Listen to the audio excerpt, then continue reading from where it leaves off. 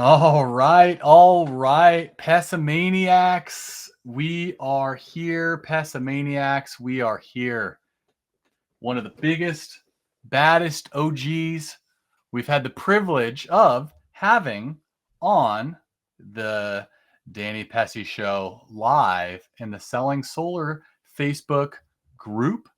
And I'm really excited to have you on, Jeff.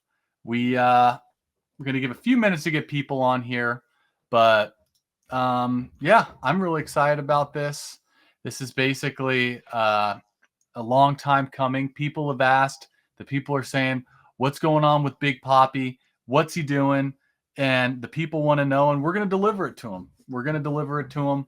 They're you've got a big event coming up, and I'm excited to have you on. So, as some of you guys may know or may not know, Jeff Mendez is one of the guys that built and grew Vivint to where it's at.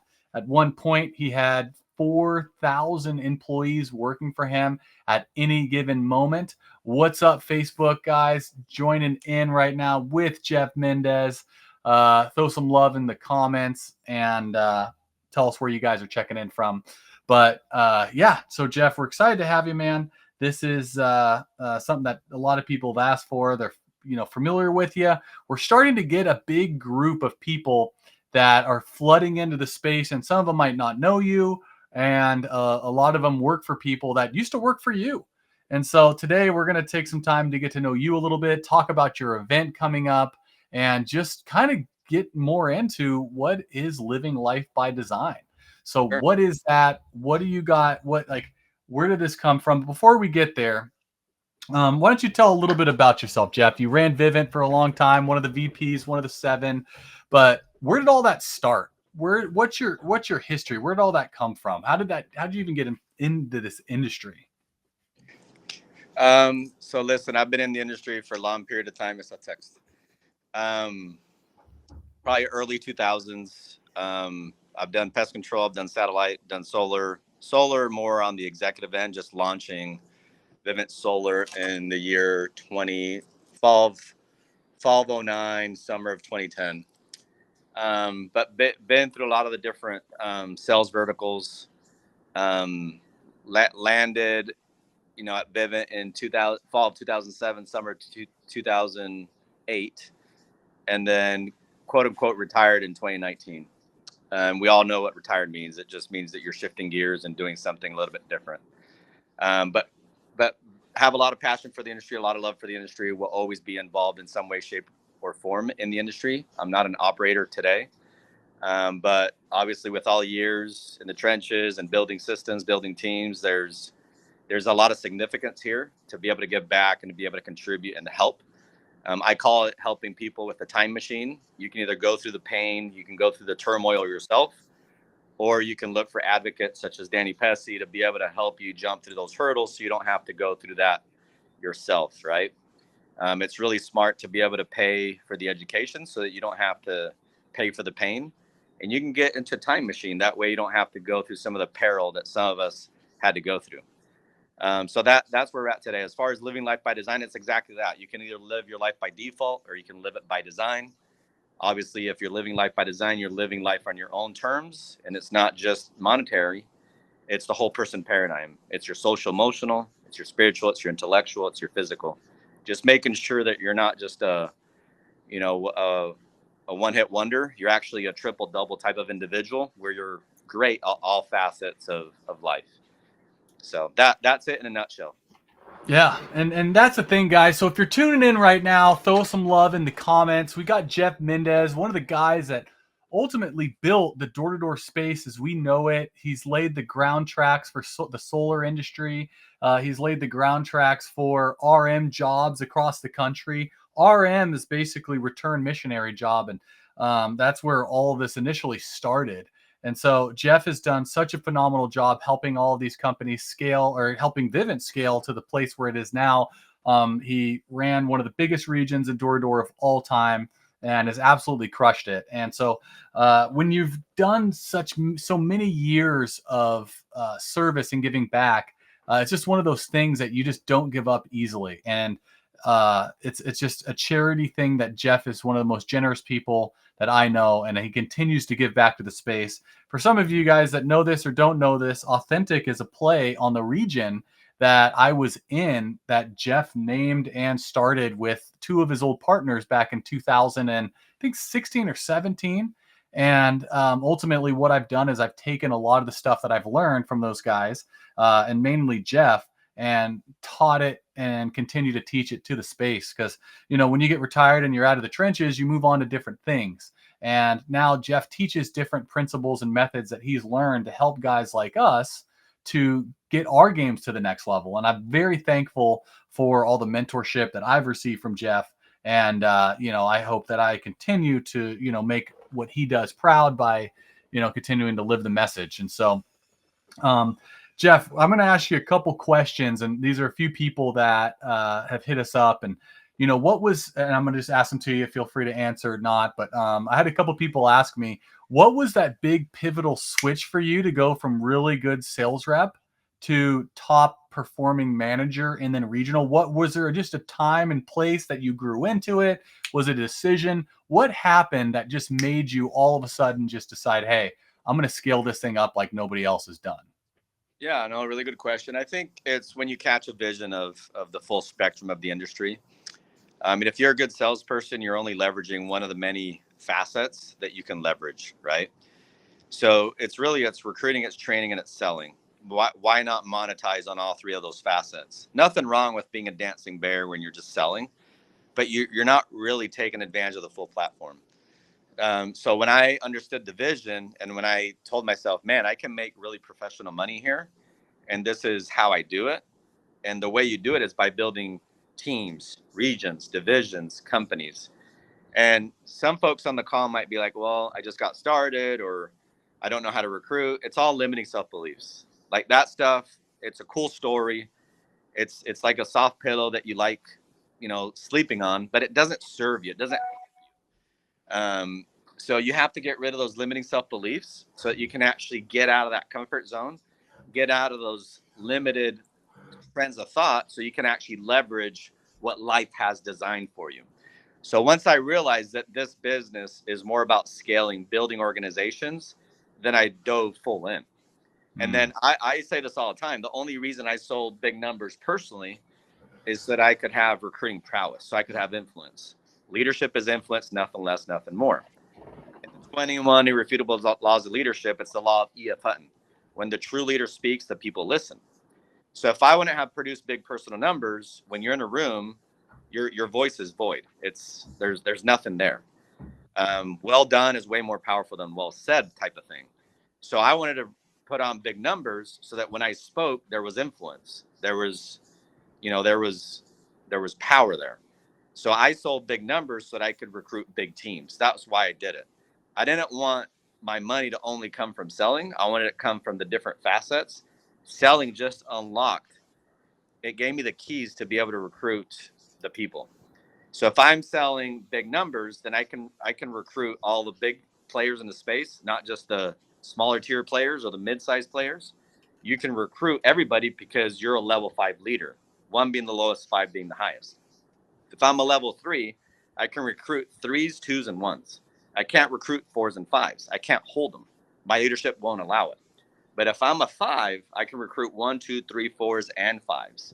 So you can recruit big players. So you have to sell big numbers so you can go big in the space. And the way you go big in the space is by recruiting, training, retaining, scaling, creating platforms. That's it. Yeah. And now, so if you were to create a step-by-step process, now it would first go out and sell so that you have the influence, then go out and recruit and build a team. Because a lot of guys, they don't want to go out and sell. They just want to go recruit teams and Get out. If you don't want to sell, get out. Like you're a hip. Like it doesn't make any sense. The minute you start saying, I want to get off the doors, I don't want to sell anymore, you're dead in the water. I had to get yanked off the doors. True story. In 2012, my region started telling me, hey, can you please not run a team anymore? Because when we're recruiting and we're bringing people to you, people want to go to your team instead of our teams. So we'll support you.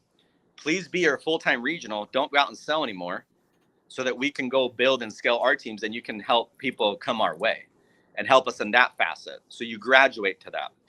But yeah, I had to get yanked off the doors. I still have a massive passion for the doors, and I knock doors every single day. They're just a different type of door. But you have to get rid of the mentality of wanting to get off the doors. It won't serve you. And you can tell yourself, I don't want to do this anymore, but why? Like, why not? It's a limiting self-belief. You have to tell yourself, I could do this till I'm 80. Trick your brain in the right way to be able to stay really close to the doors. The more you move away from the doors, the less influence you have, because you're no longer understanding what the guys on the ground are doing. So stay really close to the ground. That's it. Yeah, and that was always the big thing that we learned is lead from the front. Your reps will do 50% of whatever you do. So if you want to have big numbers. Yeah, speed of the leader, speed of the team. Again, like we want to be the leader that we would love to be led by. I want to be led by people that are doing it in high fashion, that I'm saying I can learn something from this guy, and this guy's willing to do everything that I'm doing and even more than what I'm doing. So that's it. You got to lead from the front. You got to lead the charge. And you have to be very okay with people surpassing you too. But if they're surpassing you, keep pushing the plateaus up. So you're leveling up as your team levels up, right? That's how it works. Yeah. And so that was the thing too, is because I see this too now that, like, I've been in the game for a while. There's a lot of people that don't want their people to surpass them, and they actually start suppressing them. Yeah, that's not a leader. That's a manager. There's a big difference between managers and leaders. Leaders empower. Managers hoard power. They want to do it themselves because they feel that that's their significance, that's their contribution. Where leaders are comfortable in their own skin and they want their people to have the power that they have. You delegate like crazy and you empower others to do things. I always told my teams, hey, if I'm on a business trip or I'm traveling or have to go visit a different team or region or whatever, I want you guys to outperform what we would do if I was here. That's a true testament that I'm leading the right way. I'm empowering you guys and giving you guys the keys to go dominate without me, right? The more I realize that the team doesn't need me because I've led them so well is when the team really becomes enamored with you, because you've allowed the team to be empowered. What we want is to be able to feel that our leaders believe in us more than we believe in ourselves. So I always believed in my people more than they even began to believe in themselves. And you do that by empowering them. You don't do it by suppressing them. Okay. Again, managers hoard power. They keep it because they feel that that's the only way they can actually contribute. Yeah. True leaders empower their teams to move forward and do all the things without the leader always having to be present. You become present when you're able to empower. That would be my answer. So how do you continue to still provide value when you are hands off? What are little things that you would do? Creating the most amount of value when you're hands off. Again, you're empowering your people. That's my job is to unlock your potential. And when I'm empowering you to go dominate, then I'm more needed than ever because I'm pushing everything away. I'm opening the space for you. I'm getting rid of all the barriers so that you can go do the job. And I want you to outperform me. Like, I want you to go build divisions and companies and everything else. Right. And I always told people, I always said, listen, this is a platform that you're on right now. This company, it's a platform. It doesn't define you. It doesn't make or break you. The minute you decide to graduate from this platform, you have human life value. You have the skills. You can dominate wherever it is that you go. And by me saying that, people didn't feel like I was pushing them down or anything. I knew that my people could leave me any given day of the week, including Sunday. And when people are free, they choose to stay. Why? Because they feel empowered. They feel heard. They feel seen. Those are the two love languages of human beings. Think about it. People want to be seen and they want to be heard. So by you listening to your people, by you seeing your people and treating them as the leaders that they are and the leaders that they can be, that's when you've built a culture that's just beautiful and that can just explode with power. Hopefully that makes sense.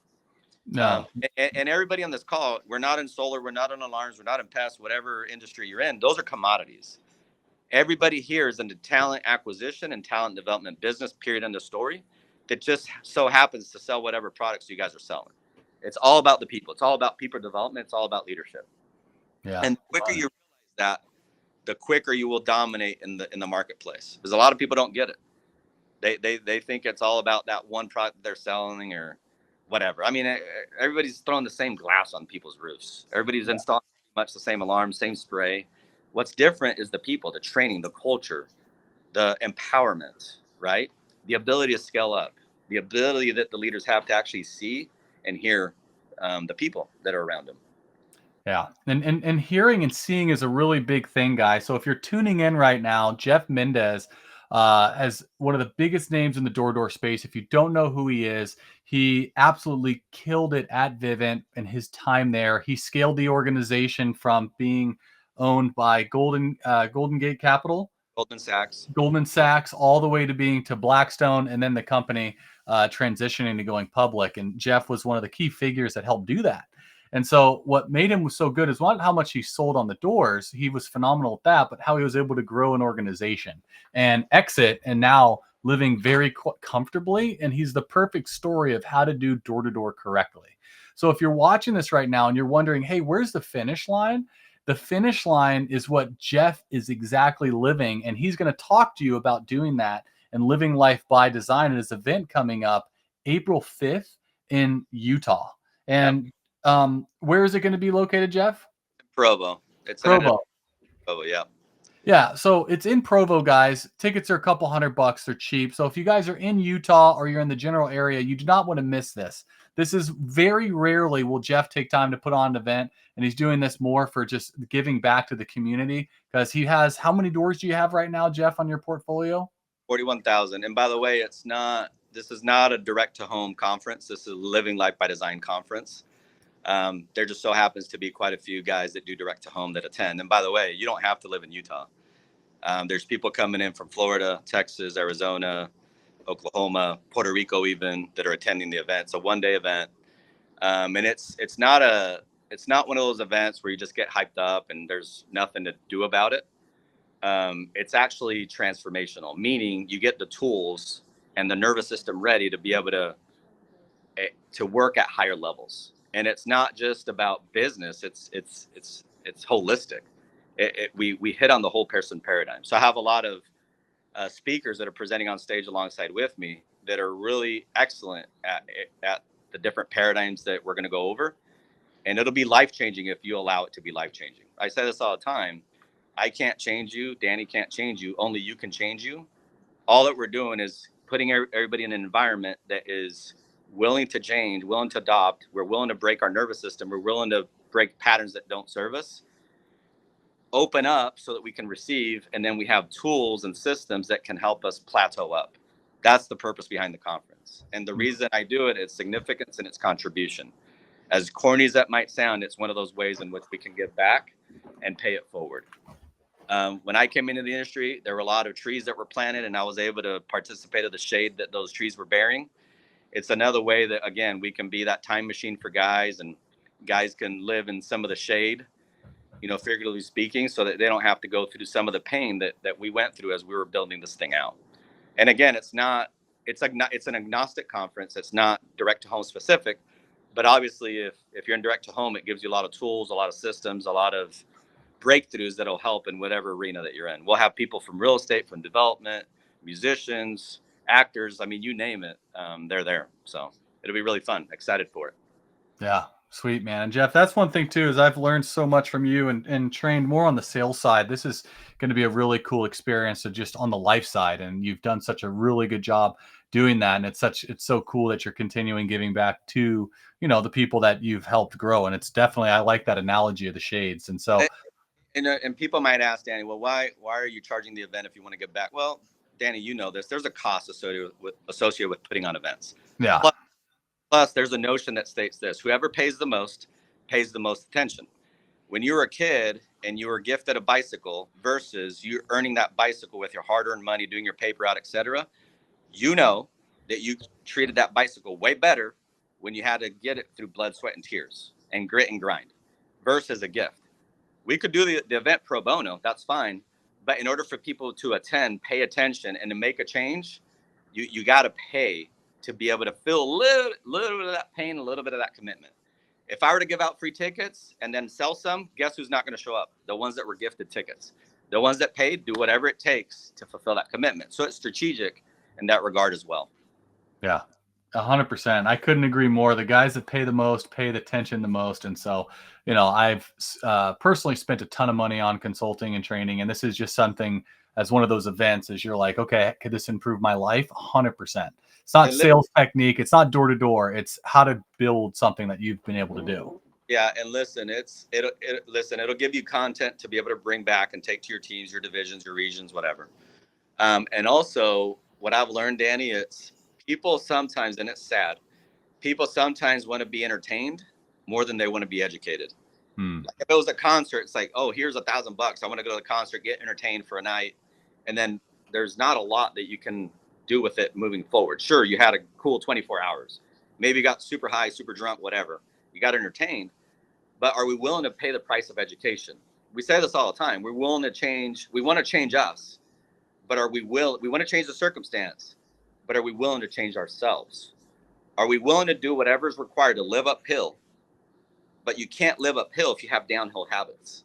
Are you willing to do whatever it takes to have that uphill living? I'm not just talking, again, monetarily. I'm talking spiritually, family life, intellectually. Are we willing to read? Are we willing to learn? Are we willing to invest? Are we willing to put our money where our mouth is? Those are just questions that we always have to be asking ourselves. All right. So, Jeff, next question. There was somebody in the chat that said they kill it on the doors, but they're having a hard time transitioning and getting into management. What advice would you give to somebody like that who is having a hard time switching over to leadership and management? So I'm having a hard time transitioning from being a sales guy into actually managing. The first thing I would say is don't call it managing anymore, call it leading. And what you do is you manage systems and you lead people. So people don't want to be managed, they want to be led. But you have to create systems that are designed so that you can scale. So if you want to be a leader, you have to be, once again, you want to be the leader that you'd love to be led by. So it takes a lot of self-improvement, self-development. You can't just say, hey, I want to be a leader and that's it. Like it's an everyday thing. It's an all day thing. The language of leadership, it's trust. That's the currency. It's not money. Trust, it's earned in drips and it's lost in buckets. And trust is an everyday talk, everyday conversation, everyday action, everything. So you can be a certain guy on stage, but if you're by yourself and you're doing something different from what you're professing, you're not going to be able to lead anybody. You can't even lead yourself. So the first person that we have to lead is us. And we're the most difficult person that needs to be led. Once you figure out how to lead you, then you can start leading others. And it's in everything that you do. If you have your alarm clock set for a certain time, be trustworthy with that wake up time. Don't hit the snooze button. If you say you're going to work out, work out. If you say you're going to eat the right foods, do it. You have to consistently be developing your leadership, period, end of story. And I say it all the time, but you have to keep your learning ahead of your earning. You'll never out earn or outpace your learning. So you always have to be a learned individual and just learn from everybody around you. So those are a few things that I would start with. But you always have to be a person of your word, period, end of story. Like I said earlier, the currency of leadership and the currency of business, it's not money. Money on a list of 10 things, it's last. You can find money anywhere. What you want to find is true, authentic, real leadership that you want to be a part of and that you are giving to your people. Dude, love it. And so I think we got it back. So that's good. Technology, baby. We love it. So Jeff, now being part of a leader, how do you grow and raise your lid? Do you have to spend your whole life like just knocking doors, recruiting, or is there different cheat codes that you can do? What was some hacks you did to become a really good leader? Listen, I don't really love the word hacks or cheat codes or any of that stuff. Like I know that gurus sell it on stage and it's that secret there. Listen, guys, everybody in this call knows what to do. What we don't do is we don't break the nervous system, create the patterns, create the systems to be able to do the things that we should do. Like if we want to lose weight, what do we all do? Like if we want to trim fat, like eat the right foods, exercise, whatever. We all know how to do that stuff. So a lot of it's just a matter of doing it. And the way you do it, we rise and fall to the level of our systems, not our goals. In fact, everybody in this call should change the word goal to idea. A goal is just an idea. You know, when New Year's resolutions come around, the 30th, 31st of December, people are all setting their goals. But what they fail to do is create the system to hit those ideas, those goals. Just because you say you want to put on 20 pounds of muscle doesn't mean you're going to do it because it's a goal. So spend more time on building out your system and your habits and your routine than you do on coming up with your goal. Anybody can come up with a goal.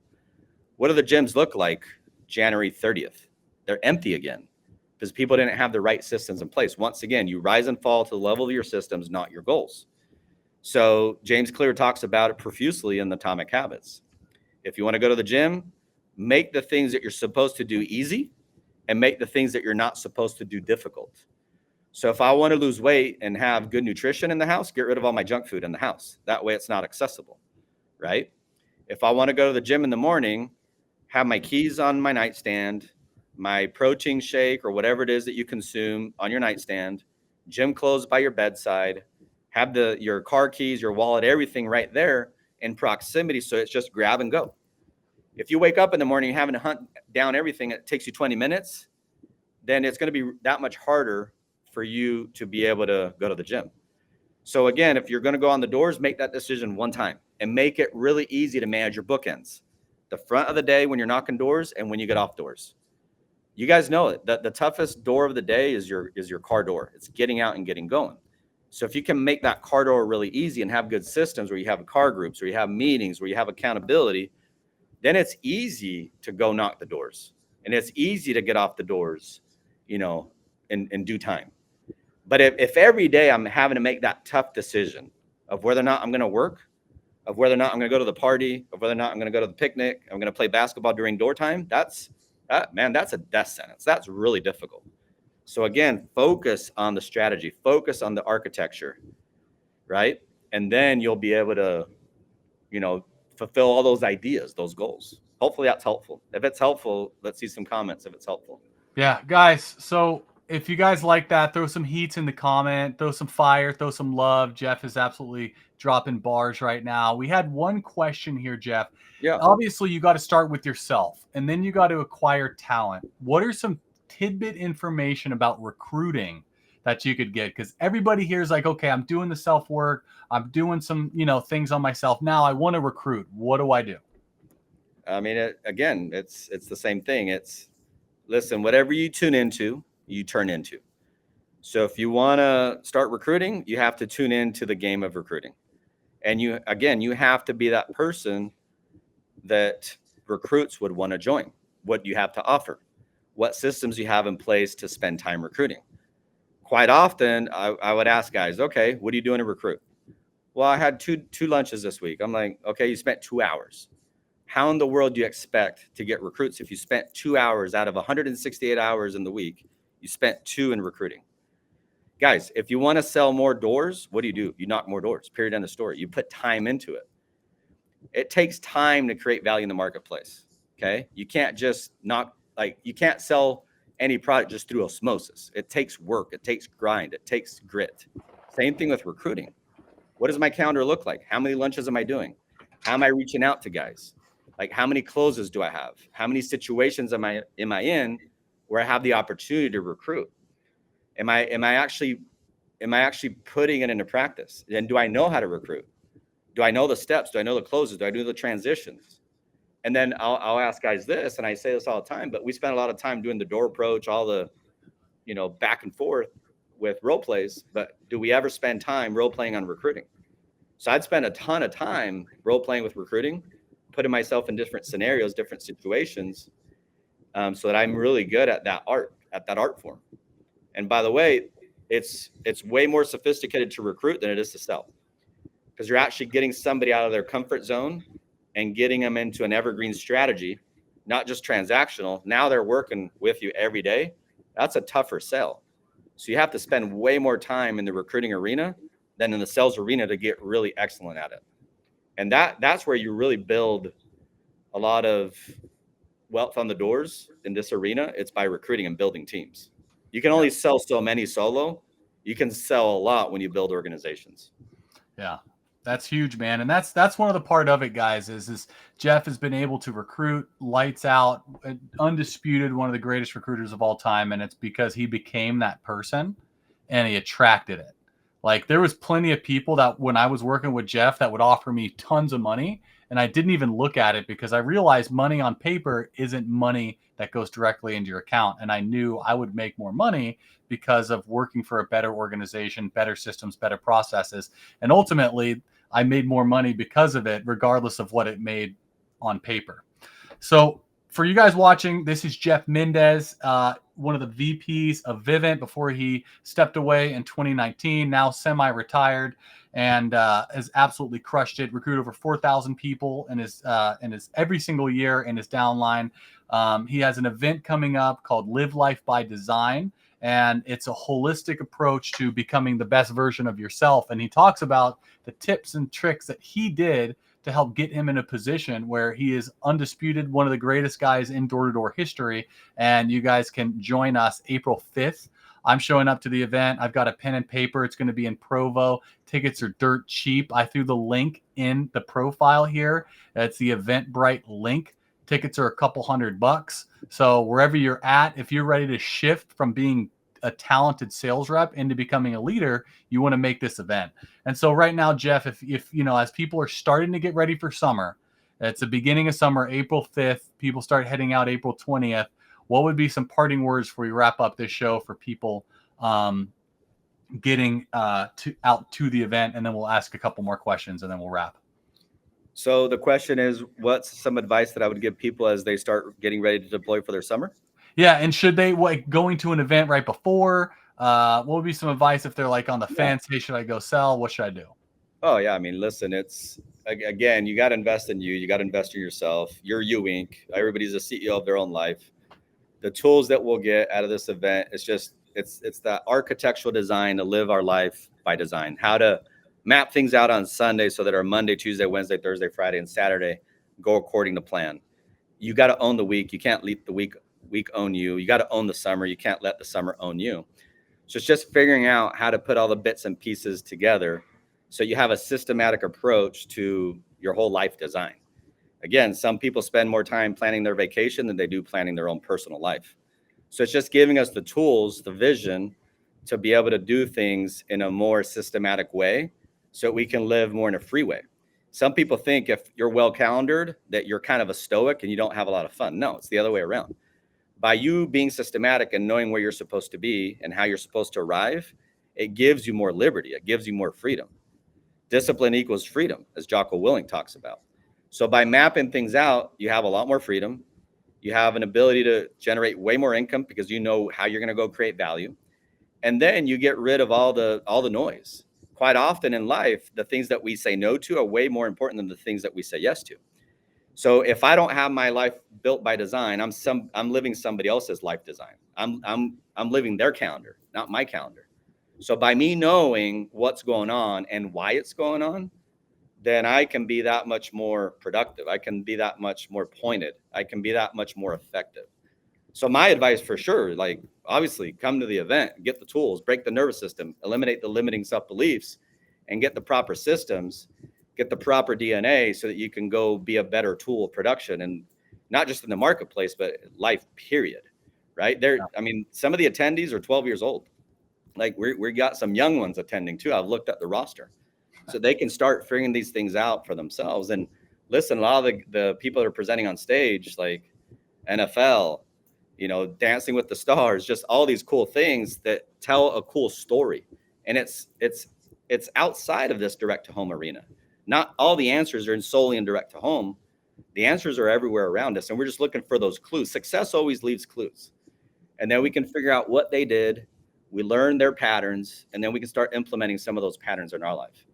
So Jay had a question here on lifestyle inflation. I want to answer that one because I'm super passionate about it. Quite often when we start generating great income, we start spending more money, and then we're back to square one. So let's say that you're making 100K a year. All of a sudden you're making 350. How as human beings do we traditionally start living? We start living a 350 lifestyle versus a 100K lifestyle. You were more than perfectly fine when you were making 100K. So why don't you take that 250 and go make it work for you instead of you working for it? Lifestyle inflation, what it does is it impresses people that, number one, don't care about you or your flexing. There's two main things: caring what people think and thinking that they care. People don't care about you as much as you think they care about you. I tell my kids this all the time with the Pareto principle, 80-20. I say, don't tell kids, the other kids, your problems. 80% of them don't care, and the other 20% are actually happy that you have them.